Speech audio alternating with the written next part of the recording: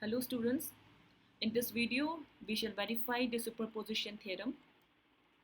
This theorem is applicable to linear bilateral network having more than one voltage or current sources. Now as per this theorem, the response, say voltage or current in any element is the sum of the responses obtained with one sources acting at a time and the other source being deactivated. Deactivation means all the independent sources are replaced by their internal resistances. Now voltage source by short circuit and current source by open circuit, while the dependent source will remain as they are.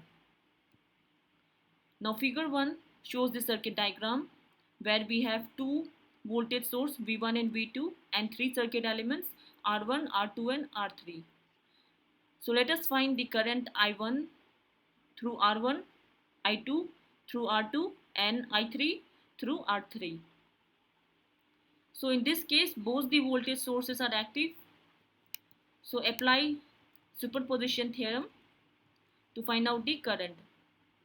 So in the first case, consider voltage V1 alone and short circuit the voltage V2.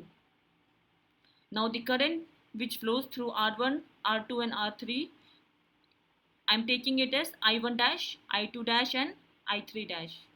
So my current I1 dash mathematically will be V1, the source voltage V1 divided by the equivalent resistance, and my current I2 dash as per the current division rule will be I1 dash multiplied by R3 divided by R1 plus R2. Now if I subtract current I1 dash with I2 dash, I will get my current I3 dash. Similarly, in the next step, apply voltage V2 alone in the circuit and short circuit the voltage V1 and find the current I2 double dash, I3 double dash and I1 double dash.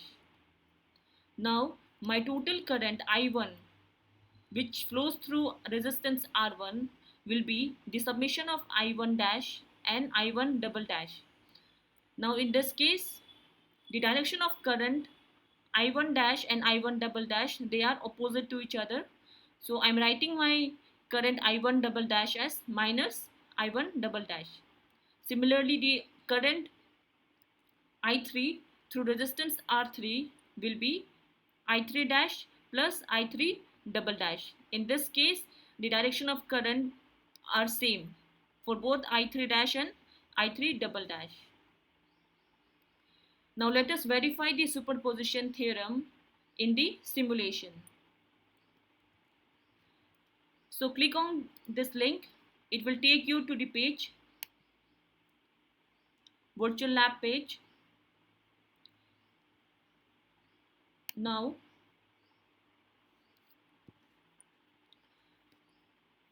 in this page we have several. In the menu bars you can see theory, procedure, operating environment, simulator, quiz and reference. So you can go through the theory, procedures, step by step procedures are given to do the simulation, and click on the simulator. We'll perform the simulation now. Now click here. Now this is the setup for the simulation. Now in the circuit diagram, we have the same circuit diagram, three circuit elements, two voltage source V1 and V2. Now practically, if you want to find the current I1, we should have ammeter here, current I2 and current I3. So we'll have three ammeters, A1, A2 and A3.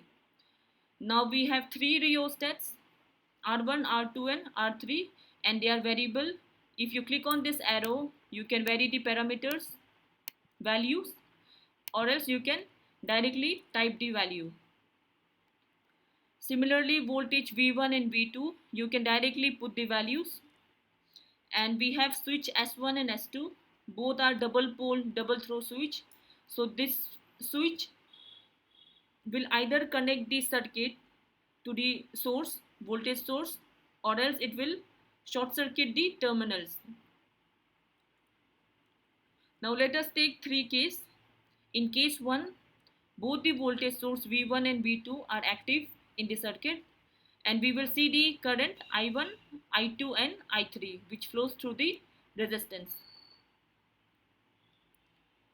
So in this tab, click on power. It means your voltage V1 is connected to the circuit. Similarly, click on power.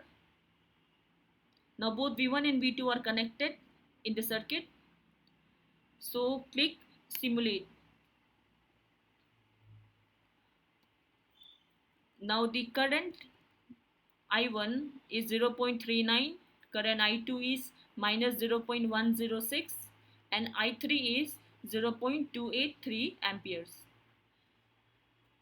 Now do the second case. In second case, consider voltage V1 alone in the circuit and short circuit the voltage source V2. Now again simulate. Now these are the currents I1 dash, I2 dash and I3 double dash. Now the third case, consider the voltage source V2 and short circuit the voltage source V1.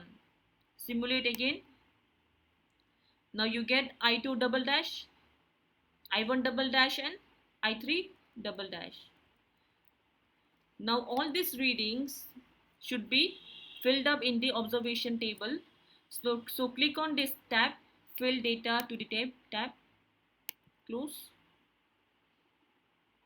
And you can see the values of the current. This was for case 1 when both V1 and V2 are active.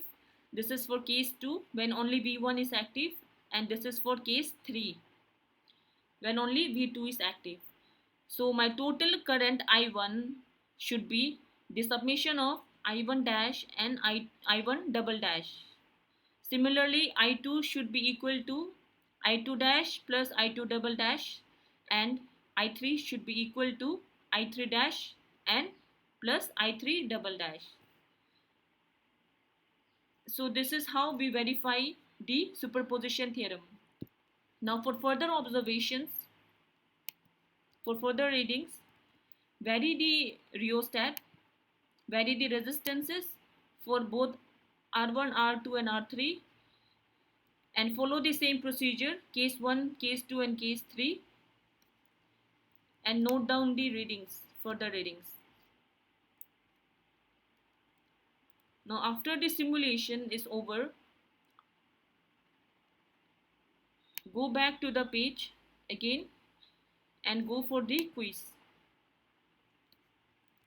Now there are several questions in the quiz. Solve the questions.